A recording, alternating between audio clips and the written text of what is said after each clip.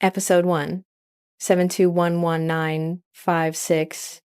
This season, based on the best-selling novel The Lincoln Lawyer, The Law of Innocence, picks up with Mickey Haller in jail as he was arrested at the end of Season 3 because a former client of his, Sam Scales, was found dead in his trunk. Mickey obviously didn't do it and knows he was set up, but he must prove that in court to get his freedom back. But with Mickey in jail, their firm is struggling as Lorna is the only lawyer available and clients are backing out because she isn't Mickey and she's pretty green. And then Cisco is working night and day to investigate as well, so everyone is pretty stressed here early in the season. In jail, Mickey meets an old friend, Bomba, who agrees to keep Mickey safe. One day, Mickey meets with Lorna as they both will be representing him in court, and Mickey tells Lorna he wants a speedy trial, and if that means sitting in jail instead of bail, he will do it. Plus, they don't really have the money for bail on a murder charge with all of their clientele backing out. During the bail hearing, Dana Berg, a ruthless prosecutor known as Death Row Dana, is assigned to the case, and her goal is to never let Mickey see the light of day again. The judge assigned, Judge Lionel Stone, is a former prosecutor and has a very no-nonsense approach about him, but he's also fair.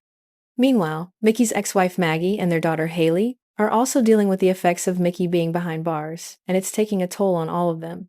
Mickey asks Maggie not to bring Haley to the jail anymore because he doesn't want his daughter to see him under the conditions he is in. Towards the end of the episode, Cisco gets some footage of the cop that pulled Mickey over, and it appears the officer received a text right before he pulled Mickey over for having no license plate on his car. It's also clear he was sitting there waiting for Mickey to get in his car and drive away. Episode 2, Baja. Lorna and Cisco show Mickey the video footage they received, and Mickey wants to get Officer Collins' calls subpoenaed, but Lorna thinks that will only bring more heat on him. Mickey also wants to be the one to question him when he testifies in their next hearing.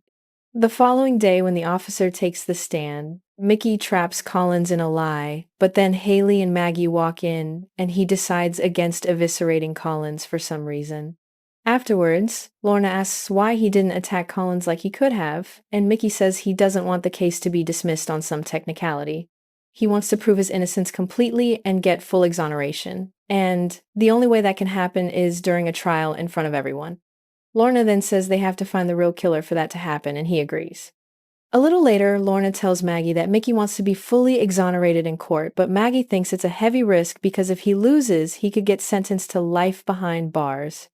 A few hours later, Mickey calls Lorna and he brings up Baja, where he will flee to if he were to get bail, and Cisco and Lorna assure him everything is ready.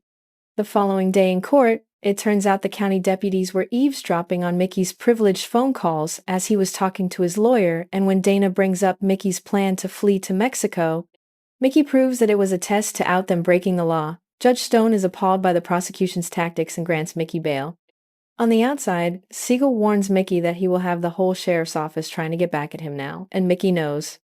They get back to the case, and Mickey notices that Sam's wallet was missing from the evidence bag, and he thinks the prosecution didn't enter it because there was key information inside, as Sam was a con artist and used many different aliases. Mickey then has Cisco look into every different identity Sam may have used, and that may help them find out who is doing this and why.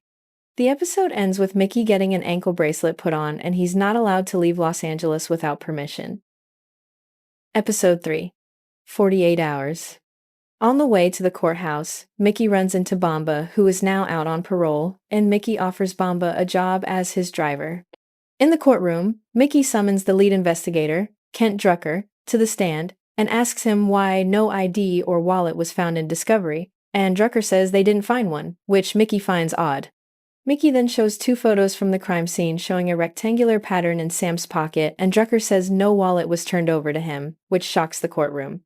Judge Stone tells the people they have 48 hours to come up with the wallet, and he's not happy with them mishandling a crucial piece of evidence. The following day, Mickey visits an old acquaintance of Sam's, and the man tells Mickey he knew Sam as Kirk Lennon, and they ran many scams together back in the day. The man also tells Mickey he used to write Sam letters, and the address Sam sent them from was in San Pedro. Episode 4, Bleeding the Beast. Cisco and Mickey go to the address in San Pedro to search around, and Cisco spots a manual for a semi-truck, and Mickey finds a note that says Pat's retrofitting on it. They don't know if it means anything, but Mickey says then need to look into it because it could have been another one of Sam's scams. In court on Tuesday, Dana says they were unable to track down the wallet, but says neither side was able to look at it, so it shouldn't be too big of a deal.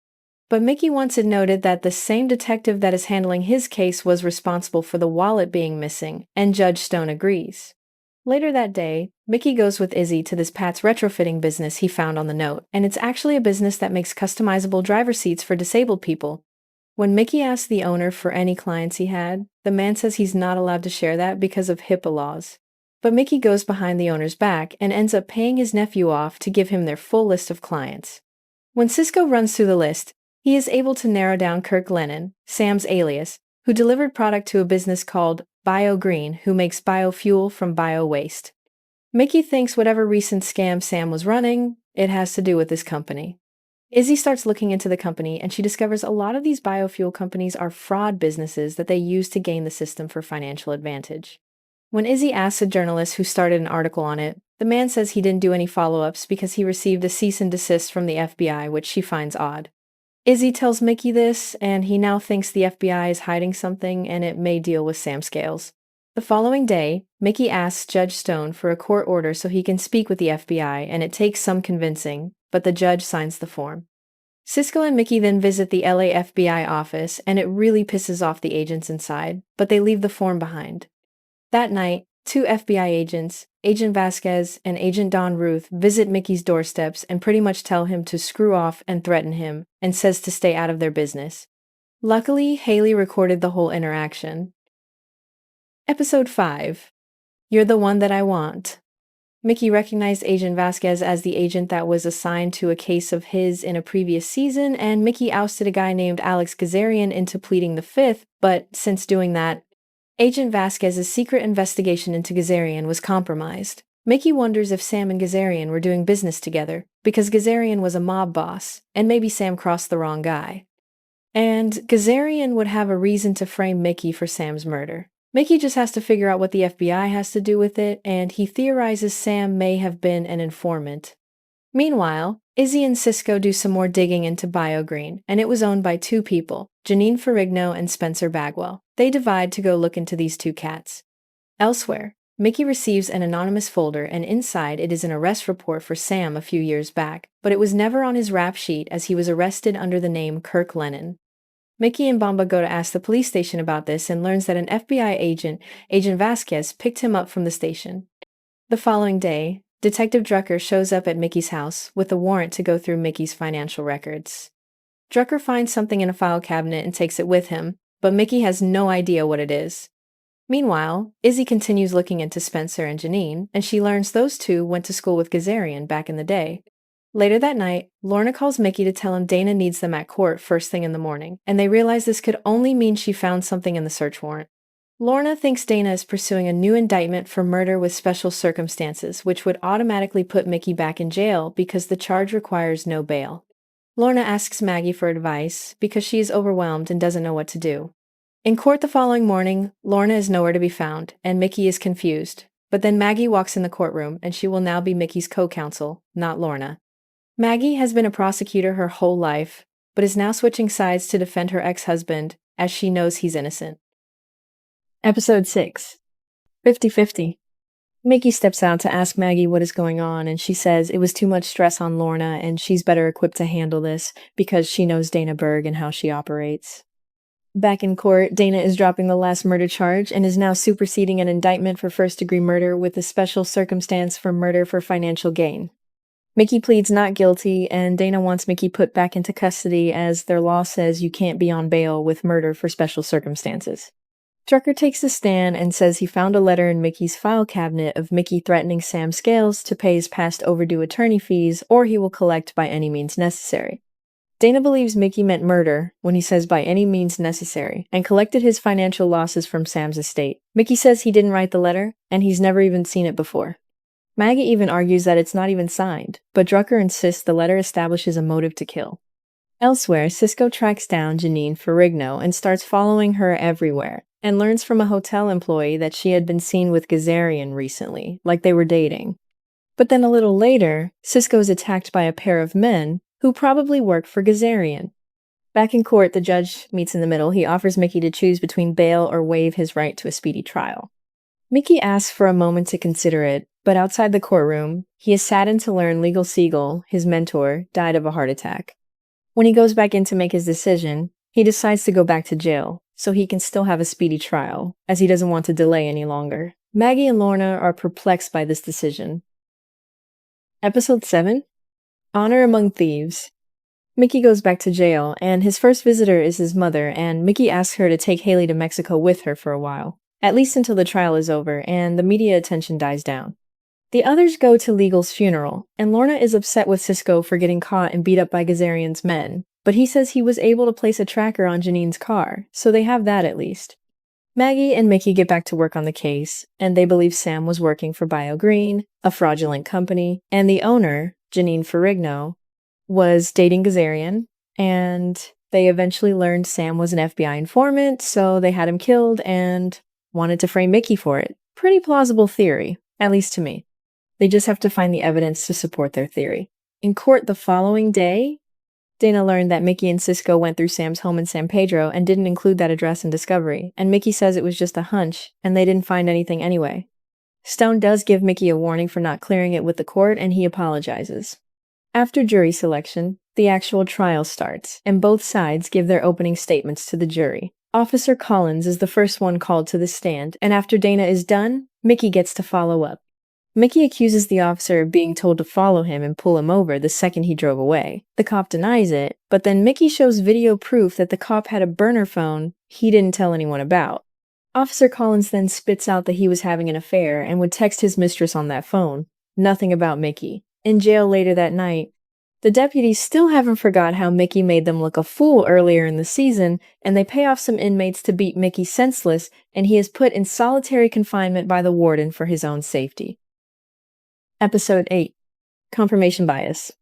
Maggie and Lorna find out about Mickey being in solitary, and they request an immediate meeting with the judge and the assistant sheriff. The assistant sheriff says they put Mickey in solitary for his own protection, not because he broke any rules. Maggie pleads with the judge to let Mickey out on bail, as what is happening to him is inhumane, but Dana Berg begs him not to because she thinks Mickey is still a flight risk. The judge sides with Maggie and allows Mickey to be released on bail during the trial, but he'll be on house arrest and under 24-hour surveillance from a deputy. The following day in court, Dana questions a ballistics expert who says the gun used to kill Sam had a silencer on it and says there was a bullet hole on the wall in Mickey's garage. But Maggie just counters this by saying anyone could have used the silencer and killed Sam in Mickey's garage when he wasn't there. That's what someone would do if they wanted to frame another person. Dana then has one of Mickey's old interns testify, and she says she heard Mickey tell Sam he was dead one time if he didn't pay his attorney fees.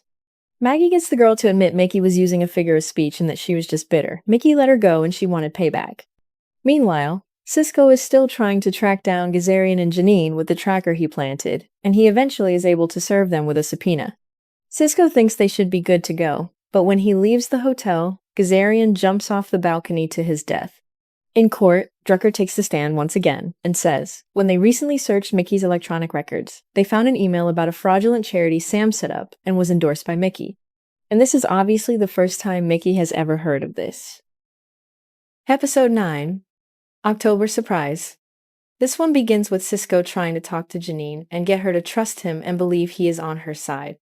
He thinks she wasn't actually a part of the criminal enterprise Gazarian ran. She was just a name he used for the business as they were dating. In court, Dana calls a surprise witness to the stand, and it is Lisa Trammell, the client Mickey had in Season 2 when he got her off for the murder for Mitchell Bondurant, but then got her arrested for the murder of her husband she thought she got away with. So she is definitely bitter and is doing this to get back at Mickey. Lisa tells the court Mickey was dealing with financial issues, and her lies caused Mickey to get really upset, but knows he doesn't want to lash out in front of the jury. That night, the team is thinking what to do, and Izzy shows letters Lisa wrote to Mickey from prison, and they are pretty damning. The following day in court, Maggie grills Lisa on the stand and has her read some of the letters she wrote Mickey, talking about how she will destroy him at any and all costs and to watch his back. And the jury definitely takes note. The next person to take the stand is Drucker once again, and Maggie asks why he didn't pursue other suspects, and Drucker says everything pointed to Mickey, and Maggie finds that obviously coincidental. A popular criminal defense attorney left all these clues so perfectly for the police to find, During his testimony, Mickey spots Agent Ruth sitting in the courtroom and he is confused why an FBI agent would be there for this, and he knows the FBI is hiding something they don't want to get out. When Agent Ruth leaves, Izzy follows her and overhears a phone call talking about a big problem they have. Back in court, the journalist from earlier takes the stand and tells the court about the biofuel industry and how they have scammed the government for over $9 million in the last few years alone, which is called bleeding the beast. Judge Stone requests to speak with counsel in his chambers, and he is intrigued by this government FBI thing, and he is signing a bench warrant to have the FBI testify immediately since they ignored his court order earlier in the season. On his way home, Mickey's phone starts jamming, and then it seems that his police escort is kidnapping him. Episode 10: The Law of Innocence. Season finale. Mickey is driven to a secure location, and when he gets out of the SUV, he is met by Agent Ruth. She tells him they won't be speaking in court because it would compromise their current years-long investigation into the biofuel industry. Mickey tells her his life is on the line, and she says he just has to wait until their investigation is over and he will be exonerated, but they can't risk their whole operation getting blown up. Mickey does not agree with that, because his reputation will be tarnished forever if he is convicted, overturned later or not. She tells him about the scam Sam and Gazarian were running.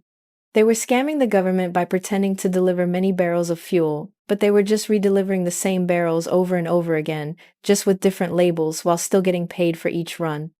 She explains Sam was actually scamming the scammers by pocketing the money for himself, and that is why Gazarian had him killed and wanted to frame Mickey for it. He hated Mickey ever since season 2. While this is going on, Janine tells the same story to Maggie and Cisco. Maggie calls Mickey, and they both agree Janine is their only chance, so they want her to testify in court the following day. Janine doesn't want to testify because she knows the other mobsters will try to silence her, so Mickey comes up with a plan himself to force the FBI's hand. And he uses Lorna to do it and pretty much insinuates Janine will take the stand and tell all. The following day in court, Judge Stone receives a note and asks all parties to meet in his chambers. In the office, District Attorney Suarez and both FBI agents are in the room, and they tell Mickey Janine cannot testify because it will blow everything up, and the DA and the prosecution agree to completely exonerate Mickey of all charges, knowing he didn't do it. But this really pisses Dana off because she wanted to put Mickey in prison for good. To get back at her even more, Mickey says he wants her to give the statement to the press, telling the media Mickey is innocent and it was all just a mistake. She does it after her boss orders her to. That night, Mickey and Maggie have dinner, and their romance may be reblossoming. A few days later, Mickey goes to the grocery store, and he meets a woman outside who saves him from gunfire that Gazarian's men shot at him. The FBI shows up to have his back, and then Mickey asks the woman who she is, and she says she is his sister. And that is it for Season 4 of The Lincoln Lawyer. Hope you can check out Season 5 when I get it uploaded. Thanks for watching!